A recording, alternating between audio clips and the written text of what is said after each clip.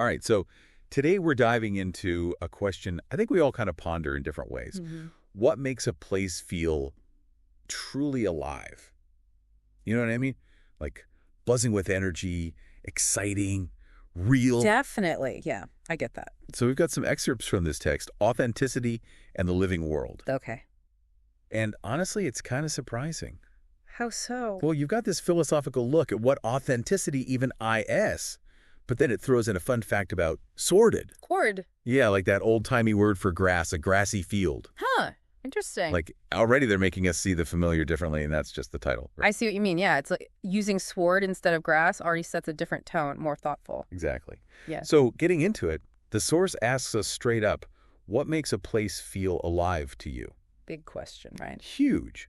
But one point they make that stuck with me is about authenticity. Okay, how do they tie that in?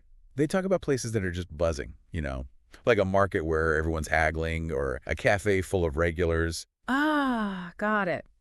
Places where people are just being themselves, comfortable, and that makes it exciting to be there. Exactly. It's like that comfort, that realness becomes infectious. The whole atmosphere feels charged. I can see that. Not just being busy, but like a genuineness to it. Yes. And then they have this wild cartoon just to illustrate it. Oh, what is it? A patch of grass with sunglasses on, throwing a party for bees, butterflies, rabbits, the whole deal. Oh, okay, that's pretty out there. Right.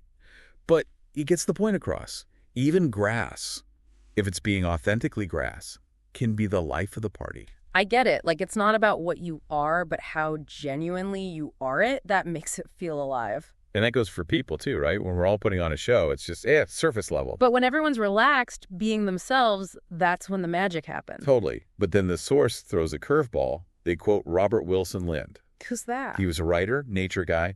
The quote is, "In order to see birds, it is necessary to become a part of the silence." Whoa, that's different from the party vibe. Right, so how does that fit with aliveness? It's making me rethink things. I think that's the point, right? There are different kinds of aliveness. Oh, interesting. Like the loud, outward kind, that's great, but there's also the quiet, attentive kind. Like just observing, being present with nature. Exactly. And maybe that's a form of authenticity, too, with the natural world. Not performing, just existing in that space. Letting the aliveness of the world reveal itself to you because you're truly open to it. This is blowing my mind. So it's not just about how we authentic, but how we perceive authenticity around us. I think that's a great takeaway.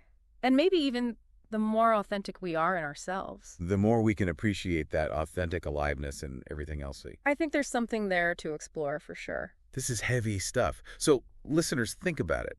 What places feel truly alive to you? Busy streets, quiet forests, something in between. And how does your own authenticity play into that? Yeah, it's a question worth pondering. Absolutely. Thanks for joining us on this deep dive. We'll catch you next time. See you then.